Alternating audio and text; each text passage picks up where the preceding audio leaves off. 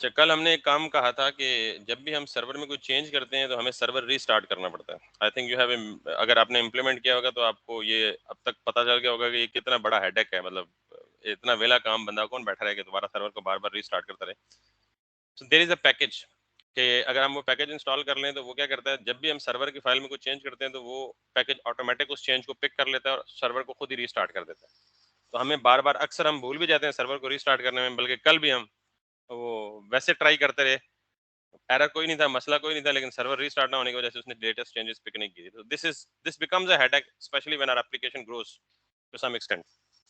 सो उसके लिए हम एक पैकेज करते हैं ताकि हमारा सर्वर जब भी हम कुछ चेंज करें तो ऑटो से रीस्टार्ट हो जाए, और उस पैकेज का नाम है नोडमोन। ठीक।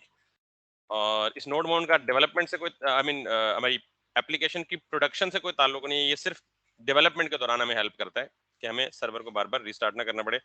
दैट्स वाई हम इसे as a dev dependency save करते हैं। डेव डिपेंडेंसीज वो होती हैं जो सिर्फ डेवलपमेंट के लिए काम आती हैं। प्रोडक्शन यानी जब अपनी एप्लीकेशन को लाइव करते हैं तो ये डेव डिपेंडेंसी साथ शिप नहीं होती। So I am just going to, ये नोडमोन की शक्ल है, ये बूट टाइप। और इसको हम npm इंस्टॉल नोडमोन वैसे होता है, लेकिन बीच में हम क्या करते हैं, एक फ्लैग देते हैं हाइफन हाइफन सेव डेव। तो ये हमारी मेन डिपेंडेंसीज लिस्ट में सेव नहीं होगा, बल्कि कहाँ जाएगा, डेव डिपेंडेंसीज में। और वे देखिएगा यहाँ पे जैसे एक डिपेंडेंसी का, ये क्या हमने कल कोई डिपेंडेंसी नहीं की हुई, ये जैसे ये एक डिपेंडेंसी है ना, इसकी आगे ऑब्जेक्ट बन गया।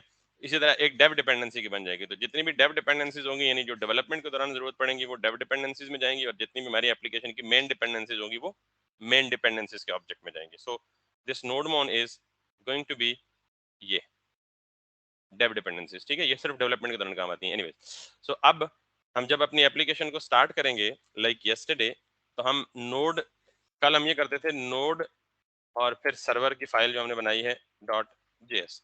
सो now we are not going to do this. अब हम नोड की जगह क्या करेंगे, NODEMON, nodemon server dot JS. तो अगर ये नोडमोन की कमांड सक्सेसफुली चल गई तो यस दिस इज व्हाट।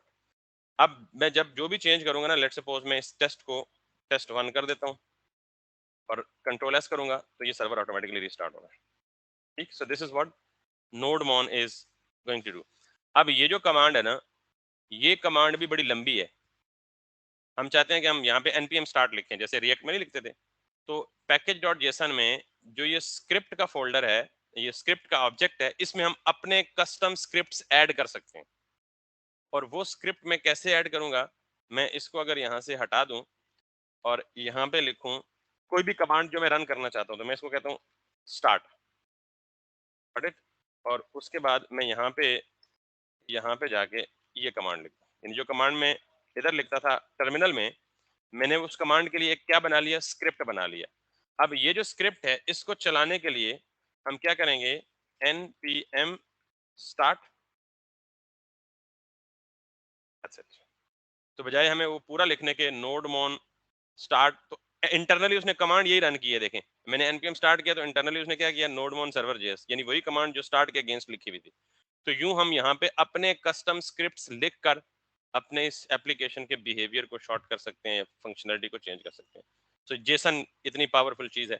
तो अभी हमने एक स्टार्ट का लिखा, बाद में बिल्ड का, टेक्स्ट का, जो भी हमें आते रहेंगे तो हम स्क्रिप्ट यहाँ पे लिखते रहेंगे। So that's pretty much it.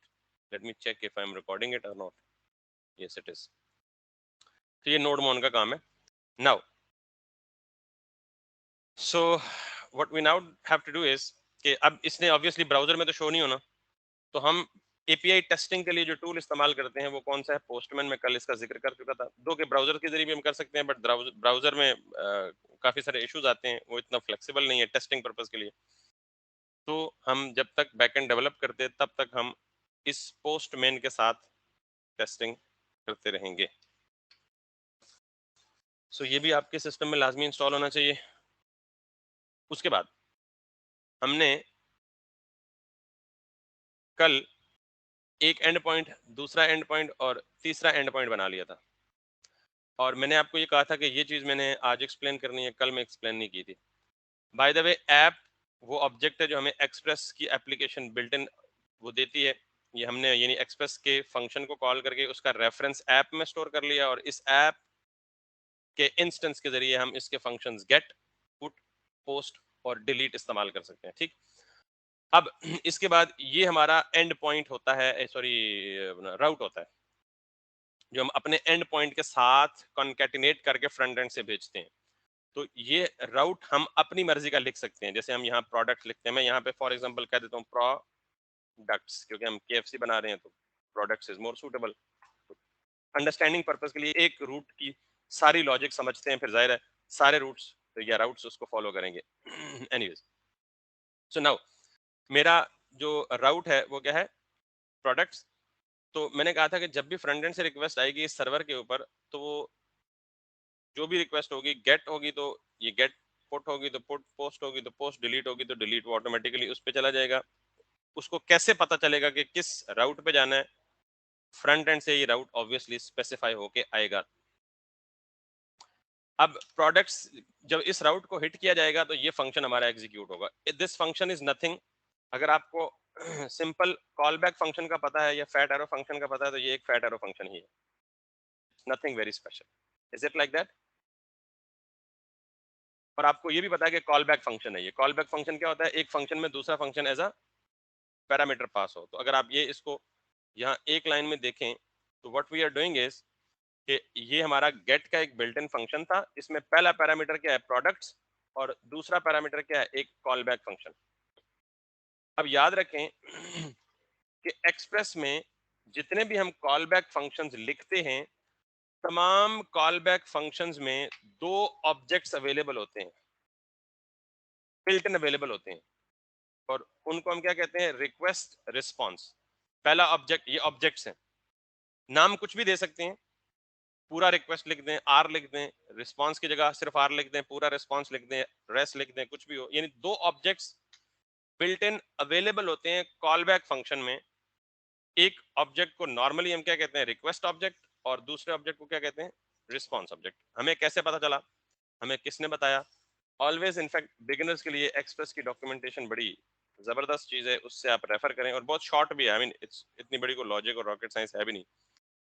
Hello world में जाएं तो ये आपको यहाँ पे we don't have to talk about these generators. Basic routing में जाएंगे आप, तो ये routing refers to the determining how an application responds to the client request to the particular end point, ठीक है, विच इज अ यूआरआई और a path and a specific HTTP request वगैरह वगैरह। सो ये कहानी सारी तो हमने नहीं पढ़नी, हमने सिर्फ आपको ये बताना है यहाँ पे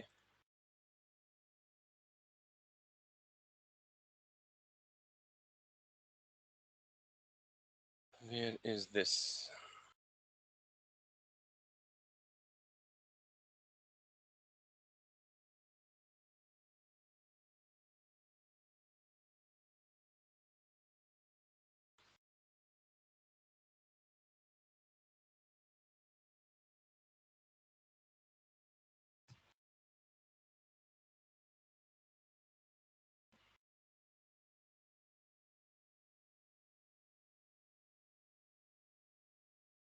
ओके, पता नहीं कहाँ पे है, बट जब मिलेगा मैं बता दूंगा आपको।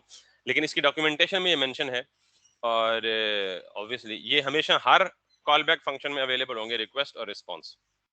अब रिक्वेस्ट में क्या होता है और रिस्पॉन्स में क्या होता है? जब भी क्लाइंट कोई भी रिक्वेस्ट करता है सर्वर को, तो रिक्वेस्ट की जितनी इंफॉर्मेशन है वो सारी की सारी हमें किस में मिलती है, रिक्वेस्ट में। और जब भी कोई क्लाइंट, यानी जब भी सर्वर रिस्पॉन्स देता है, तो रिस्पॉन्स किस, या रिस्पॉन्स में डाटा भेजना होता है, उसने रिस्पॉन्स में कोई एरर भेजना होता है, कुछ भी भेजना होता है, तो वो किस में डाल के भेजता है, इस रिस्पॉन्स में। आई रिपीट, जब फ्रंट एंड से कोई रिक्वेस्ट आती है, तो उस रिक्वेस्ट के साथ जो कुछ भी डाटा शेटा या उसकी कॉन्फ़िगरेशन जो भी आता है, वो सारा हमें कहाँ मिलता है, रिक्वेस्ट में। और जब हम यहाँ से वापस रिस्पॉन्स भेजते हैं, तो रिस्पॉन्स में जो भी डाटा शेटा भेजते हैं, वो सारा का सारा किधर भेजते हैं, इस रिस्पॉन्स के ऑब्जेक्ट में। तो सबसे सिंपल मेथड जो आपको कल मिला था वही है कि रिस्पॉन्स बिल्ड। अच्छा, पहले मैं ये दिखा देता हूँ कि इनमें है क्या। Let's check them in the console. मैं यहाँ पे लिखता हूँ जी कंसोल डॉट लॉग, और पहले मैं आपको दिखाता हूँ रिक्वेस्ट में क्या है। This is the request object. अब जब यूजर रिक्वेस्ट करेगा किस राउट पे, लोकल होस्ट 5000 स्लैश प्रोडक्ट्स, ये लोकल होस्ट 5000 यहाँ पे पहुंचेगा, स्लैश प्रोडक्ट्स यहाँ पे पहुंचेगा, कॉल बैक ट्रिगर करेगा और कंसोल, तो कंसोल कहाँ आएगा, सर्वर के ऊपर, क्लाइंट के ऊपर नहीं, ठीक है। So let me save this one for now and let me hit this click. अब ये बात जरा गौर से सुने, ये मेरी रिक्वेस्ट हॉल्ट हुई हुई है। जब ये रिस्पॉन्स ना आए ना, तो अभी क्या कह रहा है ये सेंडिंग रिक्वेस्ट, तो इसका मतलब ये रिक्वेस्ट मेरी क्या हुई हुई है, हॉल्ट हुई हुई है। अब मैं एक टर्म आपको समझाने लगा हूँ, रिक्वेस्ट रिस्पॉन्स लाइफ साइकिल, और ये रिक्वेस्ट मेरी हॉल्ट क्यों हुई हुई है। खैर इसको हॉल्ट रहने दें। अब यहाँ पे आ जाएं और कंसोल में देखें कि हमने किसको कंसोल किया हुआ था, REQ रिक्वेस्ट को, और इतना बड़ा रिक्वेस्ट का ऑब्जेक्ट है।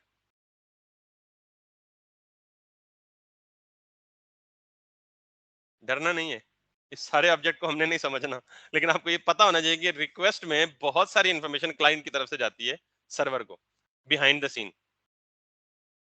Let's see where from where it is starting, it is starting right from here, incoming message.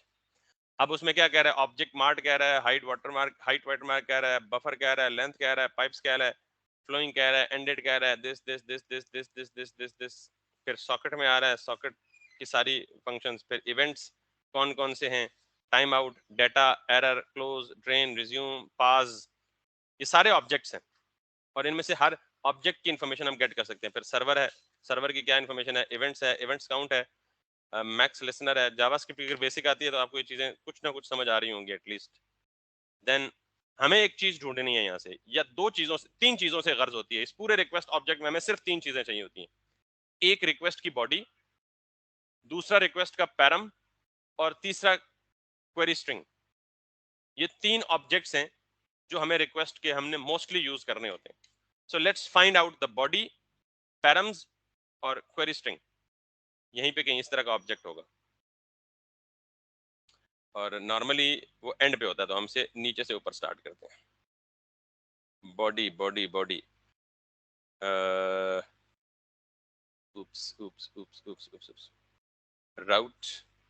अब ये देखें, राउट में उसने क्या इन्फॉर्मेशन दी है कि किस राउट पे रिक्वेस्ट आई है, पाथ पे। स्टैक क्या है, मेथड क्या है, मेथड गेट है, ठीक है। ये स्टैक क्या है, लेयर्ड, लीव इट।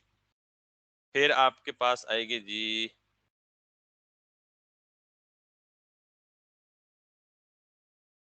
बॉडी, कहीं नजर आया बॉडी तो मुझे बताइएगा।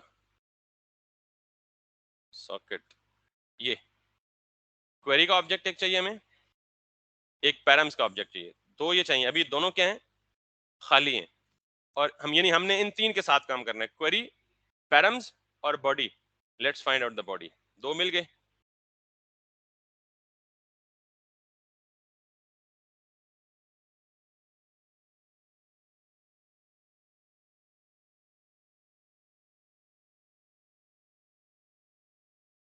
ओके, नहीं मिल रहा, तो हम क्या करते हैं, हमें ये पता है कि इस रिक्वेस्ट में बॉडी एग्जिस्ट करता है, ये कंफर्म है। वैसे आप थोड़ा सा गौर करेंगे मिल भी जाएगा आपको, तो हम क्या करते हैं, रिक्वेस्ट डॉट बॉडी डायरेक्ट कर लेते हैं। अब अगर मैं दोबारा रिक्वेस्ट भेजूंगा, तो कंसोल पे मैं पहले इसको जरा टर्मिनेट कर देता हूँ ताकि मैं स्क्रीन को क्लियर कर दूँ। टर्मिनेट कैसे करते हैं, कंट्रोल C से, प्रोसेस ही ब्रेक कर देते हैं, ठीक है। कंट्रोल L से स्क्रीन क्लियर हो जाती है, और दोबारा यहाँ आए, और यहाँ आके आप इसको क्या करें, npm स्टार्ट। जब मैं रिक्वेस्ट भेजूंगा तो यहाँ रिक्वेस्ट की बॉडी का ऑब्जेक्ट आएगा। सर मैंने यहाँ से रिक्वेस्ट भेजी, अब ये देखिए रिक्वेस्ट स्टिल हॉल्ट है। ये हॉल्ट होने की क्या वजह ये बताऊंगा, लेकिन यहाँ पे आए तो वो मुझे क्या दे रहा है, क्योंकि मैंने बॉडी में कोई डाटा नहीं भेजा। तो नॉर्मली रिक्वेस्ट में हम डाटा भेज सकते हैं यूं बॉडी में, अभी ये बॉडी खाली है। तो खैर हमें तीन चीजों के साथ काम करना है। नंबर एक, पैरम्स, बॉडी, क्वेरी। तो खैर अब ये हॉल्ट क्यों हुई हुई है, नॉर्मली जब भी हम सर्वर को रिक्वेस्ट करते हैं तो ये जरूरी है कि server request response life cycle को कंप्लीट करे। यानी मैं रिक्वेस्ट कर रहा हूं, सर्वर रिक्वेस्ट रिसीव कर रहा है, सर्वर मस्ट रिस्पॉन्ड समथिंग। अगर कोई डाटा है तो वो रिस्पॉन्ड करे, अगर डाटा नहीं है तो एरर दे, लेकिन रिस्पॉन्स जरूर करे। जब तक सर्वर रिस्पॉन्स नहीं करेगा हमारी रिक्वेस्ट हॉल्ट रहेगी, और ये कुछ टाइम तक, एक स्पेसिफिक टाइम होता है जिसे हम कहते हैं रिक्वेस्ट टाइम आउट। अक्सर आप वेब पेज को एक्सेस कर रहे होते हैं ना, कुछ टाइम के लिए अगर सर्वर रिस्पॉन्ड ना कर रहा हो तो आपके पास एरर मैसेज आता है रिक्वेस्ट टाइम आउट, ये भी वही काम करेगा। अब इसको रिस्पॉन्स क्यों नहीं मिल रहा? क्योंकि ये सर्वर पे हम रिक्वेस्ट रिसीव तो कर रहे हैं, यहाँ से कोई रिस्पॉन्स वापस नहीं भेज रहे। तो जब तक किसी रिक्वेस्ट का वापस रिस्पॉन्स नहीं भेजेंगे, हमारी रिक्वेस्ट मुअल्लक रहेगी, हॉल्ट रहेगी, रुकी रहेगी। अब रिक्वेस्ट रिस्पॉन्स साइकिल कंप्लीट कब होगा? जब हम यहाँ से रिस्पॉन्स सेंड करेंगे। तो रिस्पॉन्स बाद में सेंड करेंगे, पहले मैंने आपको रिक्वेस्ट का ऑब्जेक्ट को तो कंसोल करके दिखा दिया, रिस्पॉन्स भी दिखा देता हूँ कि रिस्पॉन्स के ऑब्जेक्ट में क्या होता है। क्लियर? तो request contains all the information that comes from the client and response contains all the information that goes back to the client from the server. So let's see कि इस response अभी वापस नहीं भेज रहा मैं रिस्पॉन्स, सिर्फ इधर ही कंसोल करके देख रहा हूँ कि रिस्पॉन्स में है क्या। So let's make another request. अब ये देखें, could not get response, error, read this और इसकी डिटेल में पढ़ेंगे तो कहीं लिखा होगा रिक्वेस्ट टाइम आउट। अब मैं दोबारा रिक्वेस्ट करता हूँ, रिक्वेस्ट फिर हॉल्ट पे आई, लेकिन हम सर्वर पे जाएंगे तो सर्वर पे इसने हमें रिस्पॉन्स का ऑब्जेक्ट दे दिया, जस्ट लाइक रिक्वेस्ट ऑब्जेक्ट। ठीक, तो इसमें बहुत सारे आई मीन फंक्शंस भी हैं, बहुत सारे मेथड्स भी हैं, बहुत सारी और चीजें भी हैं। तो हम ये देखें, मेथड गेट है, यूआरएल इस पे है, स्टेटस कोड नल है और वगैरह वगैरह वगैरह। इसमें भी पैराम्स भी है, क्यूरी भी है, वगैरह वगैरह। सो हम क्या करेंगे बेसिकली, ये रिक्वेस्ट रिस्पॉन्स साइकिल कंप्लीट नहीं होगा तब तक जब तक हम यहाँ रिक्वेस्ट से रिस्पॉन्स वापस नहीं भेजेंगे। रिस्पॉन्स डॉट, ये रिस्पॉन्स भी ऑब्जेक्ट है, तो ऑब्जेक्ट में डॉट नोटेशन के साथ आपको पता है फंक्शंस भी अवेलेबल होते हैं और प्रॉपर्टीज भी अवेलेबल होती हैं। तो मेरे पास इसका एक फंक्शन है डॉट सेंड, और डॉट सेंड में मैं कोई भी स्ट्रिंग मैसेज भेज सकता हूँ, हेलो पाकिस्तान। ठीक, अब रिक्वेस्ट आ रही है और रेस्ट को इस्तेमाल करके वापस क्या जा रहा है, रिस्पॉन्स में जा रहा है। तो अब मेरी रिक्वेस्ट हॉल्ट नहीं होगी, अब मेरी रिक्वेस्ट कंप्लीट होगी। Let's make a request, hello Pakistan. तो ये रिक्वेस्ट विंडो है, ये नीचे वाली रिस्पॉन्स विंडो है। नहीं, या एरर एग्जैक्टली, यानी ऐसा नहीं होगा कि आप बगैर रिस्पॉन्स के देखें। आप किसी होटल पे जाते हैं तो होटल पे कोई वेटर होता है, तो आप वेटर से पूछते हैं जी मतलब जो भी आपकी पसंदीदा डिश है ये अवेलेबल है, तो दो पॉसिबिलिटीज है, अगर अवेलेबल है तो वो ला के देगा, और अगर अवेलेबल नहीं है तो वो क्या देगा, जवाब दे देगा कि नहीं है। कभी ऐसा हुआ है कि वो आपको कुछ भी जवाब ना दे और आप बैठे रहें? मतलब अगर पागल हैं तो बेशक बैठे रहें, होटल में एसी लगा हुआ है और बाहर गर्मी है तो, लेकिन आपको जब तक रिस्पांस नहीं मिलेगा आप हॉल्ट स्टेट पे रहेंगे। आप होटल से उठेंगे तभी जब आपको या तो एरर दे या आपकी डिजायर्ड चीज आपको मिल जाए। दैट्स व्हाई रिक्वेस्ट हॉल्टेड रहती है। तो इसको हम कहते हैं रिक्वेस्ट रिस्पांस साइकिल, कि क्लाइंट ने रिक्वेस्ट की, सर्वर ने रिक्वेस्ट को रिसीव किया और वापस रिस्पांस सेंड कर दिया। That is called as request response cycle. अभी तो हम सिर्फ हेलो वर्ल्ड मैसेज भेज रहे हैं, मैं ये चाहता हूं कि ये सर्वर वापस डेटा भेजे। और मैंने आपको बताया था कि सबसे widely famous data exchange format कौन सा है, जेसन। मैं ये चाहता हूं कि ये रिस्पांस में क्या लेके जाए, डेटा लेके जाए, जैसे हमारी बाकी एपीआई। तो अभी हमारे पास डेटा तो है नहीं, क्योंकि डेटा कहाँ से आता है, डेटाबेस से। तो अभी हमने डेटाबेस तो पढ़ा नहीं, तो मैं यहाँ पे एक टेम्पररी अरे बना लेता हूँ, प्रोडक्ट्स। बाद में इस अरे को हम एक्चुअल अरे बना लेंगे जब हम डेटाबेस से प्रोडक्ट्स फैच करेंगे। तो मैं कहता हूँ जी इसकी आईडी है लेट्स सपोज 1। ये फॉर्मेट तो आपने पढ़ा होगा ना अरे ऑफ ऑब्जेक्ट्स का। मैं कहता हूँ जी कि इसका टाइटल है like test product 1, and then मैं इसको बोलता हूँ description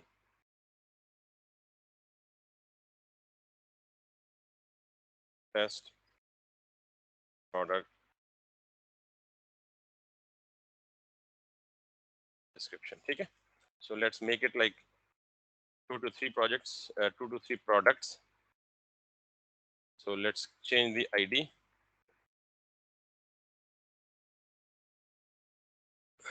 That's going to be 2. That's going to be like 3.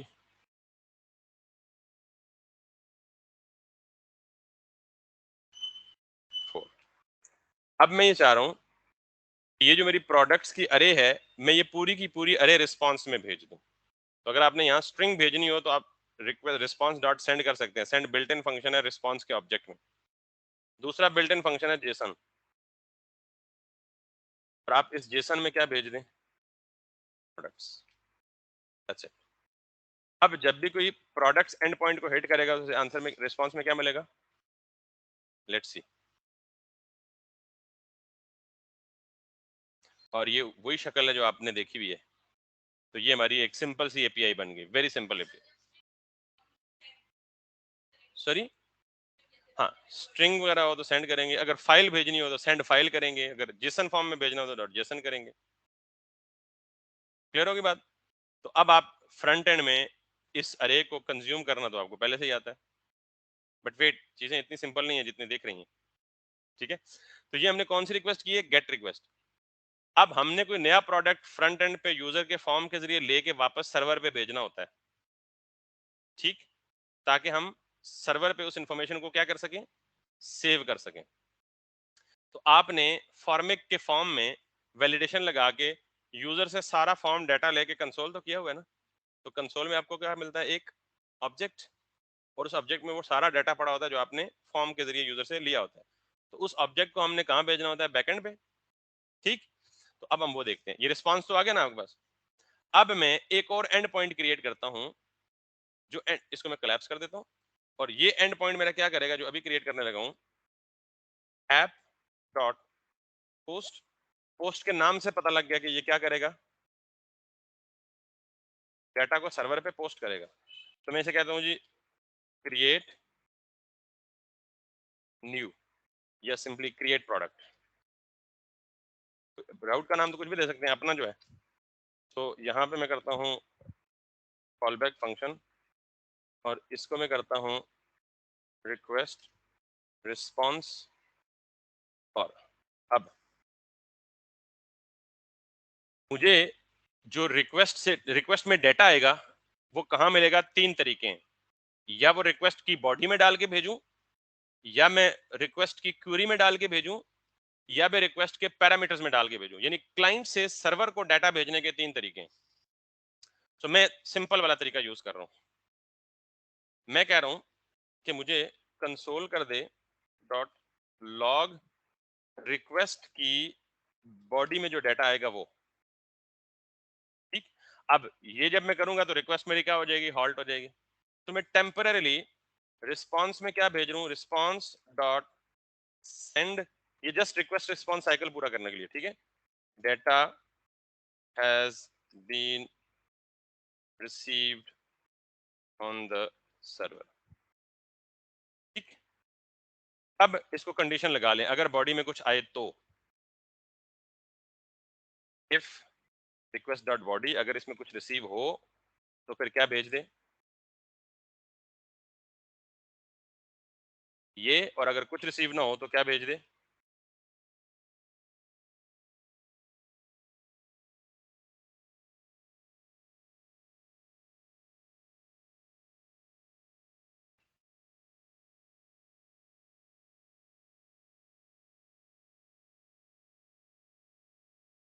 फिर क्लाइंट को वापस कुछ ना कुछ भेजना है, अदरवाइज हमारी रिक्वेस्ट क्या हो जाएगी, हॉल्ट हो जाएगी, हमें कुछ भी। तो अब अगर मैं इस क्रिएट प्रोडक्ट पे देखिएगा, अभी मैं बगैर बॉडी दिए पहले ट्राई करता हूँ इसको हिट करने की। So let's copy this. ये जो एंड पॉइंट है इसे रहने दें, क्योंकि इस पे हम मजीद बाद में भी टेस्टिंग की जरूरत पड़ सकती है। आप दोबारा एक और बना लें टैब पे। ठीक है, और ये कौन सी रिक्वेस्ट थी, गेट। अब हम डाटा भेज रहे हैं, तो डाटा भेजने के लिए हमने कौन सी रिक्वेस्ट करनी है, पोस्ट। और इसका जो एंड पॉइंट है वो वही देना है, हमने 5000 स्लैश क्रिएट प्रोडक्ट, यही एंड पॉइंट था। अब मैं बॉडी में कुछ भी नहीं दे रहा, बॉडी में इंफॉर्मेशन यहाँ दे सकते हैं हम, मैं बॉडी में कुछ भी नहीं दे रहा। There is some error, try again. क्यों, क्योंकि वो एक्सपेक्ट कर रहा है कि पोस्ट रिक्वेस्ट में कोई डाटा। अब मैं बॉडी में कुछ देता हूँ, और बॉडी में नॉर्मली हम क्या करते हैं, बॉडी रॉ और यहाँ से जेसन। ठीक, तो मैं यहाँ पे एक ऑब्जेक्ट भेजता हूँ। अभी टाइम सेविंग के लिए मैं सिंपली सपोज करता हूँ कि यही ऑब्जेक्ट भेजो। डाटा भेजते वक्त तो एक वक्त में एक ही ऑब्जेक्ट भेजते हैं ना, यानी जाहिर है एक यूजर ने साइन अप किया तो सिंगल यूजर का डाटा ही भेजेंगे, या एक प्रोडक्ट यूजर ने क्रिएट करना है तो एक वक्त में एक ही प्रोडक्ट सेव करेगा। सो अब मैं बॉडी में डाटा भेज रहा हूँ तो मुझे यहाँ क्या मिलेगा? कुछ भी नहीं, सिर्फ message, data has been received on the server. So let's come back, let's hit it, server, make sure के सर्वर रिस्टार्ट है। ओके, ये मुझे क्या दे रहे हैं? अनडिफाइंड, हालांकि मैं बॉडी में कुछ भेज रहा हूँ। ये आपको अक्सर आएगा जब आप बॉडी पे मतलब फर्स्ट टाइम डाटा भेजेंगे। तो इसकी एक वजह है, और वो वजह ये है कि हमें जब भी क्लाइंट से जेसन फॉर्मेट में डाटा भेजेंगे तो हमें बैकएंड या सर्वर एंड पे उसको पार्स करना पड़ेगा। क्या करना पड़ेगा? पार्स करना पड़ेगा, यानी जेसन फॉर्मेट में कन्वर्ट करना पड़ेगा। बाय डिफॉल्ट ये रिकॉग्नाइज नहीं करता। तो इस पार्सिंग के लिए हमें एक पैकेज इंस्टॉल करना है जिसको हम कहते हैं बॉडी पार्सर।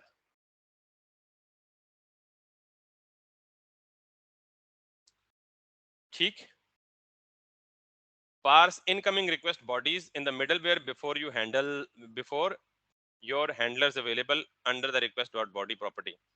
यानी बॉडी रिक्वेस्ट डॉट बॉडी की प्रॉपर्टी में जो डाटा है वो आपको तब अवेलेबल होगा जब आप पहले क्या करेंगे? उसको इनकमिंग रिक्वेस्ट को पार्स करेंगे। ठीक, क्यों?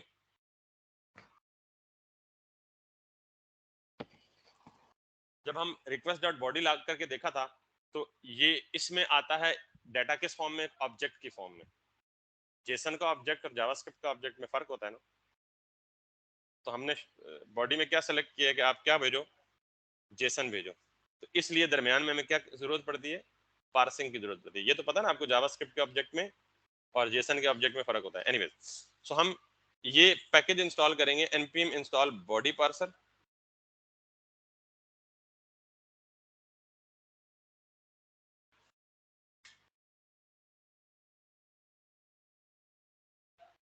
Once it is installed, just ये लाइन जाके कॉपी करें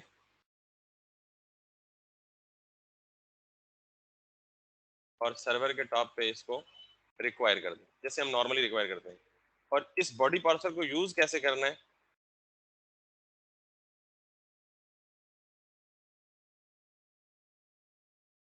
ये लाइन का क्या मतलब है ये मुझ पे उधार है, अभी नहीं एक्सप्लेन करूंगा, अभी मैं डाइवर्ट हो जाऊंगा। मैं बेसिकली बॉडी पार्सर को यूज कर रहा हूँ ऐप डॉट यूज के अंदर, and this is called middleware. क्योंकि मैंने अभी मिडलवेयर पढ़ाया नहीं है तो पहले वो पढ़ाऊंगा तो फिर इस लाइन को एक्सप्लेन करूंगा, इसलिए मैं कमेंट करके छोड़े जा रहा हूँ। ठीक है, फिलहाल क्योंकि हम अपना मकसद पूरा करना चाह रहे हैं कि जो काम हम करना चाह रहे हैं वो हो रहा है या नहीं हो रहा। Anyway, server is started back, and now if we come back and make a request, data has been received on the server. और अगर सर्वर पे जाऊंगा तो ये कंसोल आ गया। ये डाटा कहाँ से आया? क्लाइंट से। और कहाँ पर आया? सर्वर पे, क्रिएट न्यू प्रोडक्ट के राउट पे, और अंदर मैंने ये कंसोल किया हुआ, कंसोल डॉट लॉग। और मैंने कहा जी कि अगर इस बॉडी में कुछ है, जो कि अब है, पहले अनडिफाइंड था तो एल्स में चला गया था, अब इसमें कुछ डाटा है तो उसने मुझे क्या दिया? Data has been received on the server. Clear हो गई बात? So this is how we actually can make a put request, sorry, make a get request and make a post request. अब हमने यहाँ से आगे क्या करना होता है? यहाँ से आगे हम ये करते हैं कि हम इस पर्टिकुलर रिक्वेस्ट बॉडी में जो डाटा आ रहा है इसको उठा के सीधा कहाँ भेज देते हैं? डेटाबेस में भेज देते हैं। और फिर यहाँ ये जो हम मैन्युअली अरे में पास कर रहे हैं, ये हम डाटा कहाँ से गेट करते हैं? एक्चुअली अरे से, डेटाबेस से गेट करते हैं। तो अभी के लिए फॉर द टाइम बीइंग मैं ये करता हूँ, कॉम्प्लेक्स क्यों नहीं हो रहा? अभी के लिए मैं ये करता हूँ कि मैं इस अरे को ग्लोबल बना देता हूँ, यानी इस फंक्शन से बाहर निकाल देता हूँ।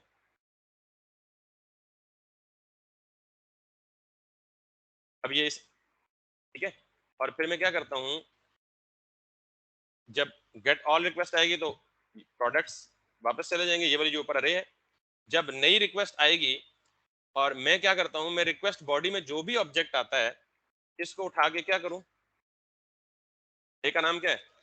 प्रोडक्ट्स डॉट, पता ना अरे का फंक्शन है बिल्ट इन, अरे डॉट पुश। इसका पता है या नहीं पता? नहीं, मैंने ये किया कि प्रोडक्ट्स की अरे है ये, मैंने कहा इसमें पुश कर दो एक ऑब्जेक्ट जो कहां से आ रहा है, बॉडी से आ रहा है, क्लाइंट से भेजा है, वो वापस इस प्रोडक्ट में आके सेव हो जाएगा, प्रोडक्ट्स के एरे में। अब मैं कहता हूं कि वापस रिस्पांस में ये मैसेज ना भेजो, बल्कि रिस्पांस में जेसन भेजो, और उस जेसन में वही प्रोडक्ट्स के अरे भेज दो। तो इस अरे में क्या होगा, पुराने सारे प्रोडक्ट्स प्लस जो नया प्रोडक्ट है ये भी बीच में ऐड होकर वापस रिस्पांस में चला जाएगा। Now let's see if it works और नॉट। तो मेरी प्रोडक्ट की अरे में अब ये देखें, इनिशियली कितने, 1 2 3 और 4। अब मैं यहां से भेजूंगा क्या, 5। तो ये भी उस अरे में जाना चाहिए। और मुझे अपडेटेड अरे जो है, अभी देखें, मैं लेट सपोज ये रिक्वेस्ट करता हूं ना, तो कितने प्रोडक्ट्स मिले, 4। मैं अब ये रिक्वेस्ट करता हूं तो कितने मिले, मैं यहां पे जाता हूं, सेंड की, तो कितने मिल गए, 5। क्योंकि अरे में बाय डिफॉल्ट हार्ड कोडेड कितने थे, 4। तो जब मैंने एक नया क्रिएट किया तो अरे में पुश हो गया 5वां। अब अगर मैं छठा पुश करूं, 6 6 6 सेंड करूंगा, ये 6th वाला उस अरे में सेव होके नई अरे आफ्टर बीइंग पुश्ड मुझे वापस रिस्पांस में मिल जाएगी, जिसमें क्या पड़ा होगा, 6 प्रोडक्ट्स पड़े। तो ये जो काम अभी हम कर रहे हैं ना मैनुअल, अरे में ही डाल रहे हैं पुश, ये तो कच्चा काम है। मैं सर्वर को रिफ्रेश करूंगा, लॉस हो जाएगा ये, क्योंकि अरे में डाटा टेम्पररी होता है। तो परमानेंट करने के लिए हम क्या करेंगे, ये जो काम यहाँ हम अरे में डाल रहे हैं ना, यहाँ से डायरेक्ट किधर डाल देंगे, हम डेटाबेस में डाल देंगे। लेकिन उसके लिए ऑब्वियसली पहले डेटाबेस की कनेक्टिविटी करनी पड़ेगी, डेटाबेस को समझना पड़ेगा, उसके बाद ये सारा काम कंप्लीट हो। यहाँ तक क्लियर हो गया। तो this is how we will make our end points and we definitely will connect it with our front end. और बस यही काम हम करते रहेंगे, उधर से रिक्वेस्ट भेजना, इधर से रिस्पॉन्स भेजना। अब मैं इसको क्या कर सकता हूं,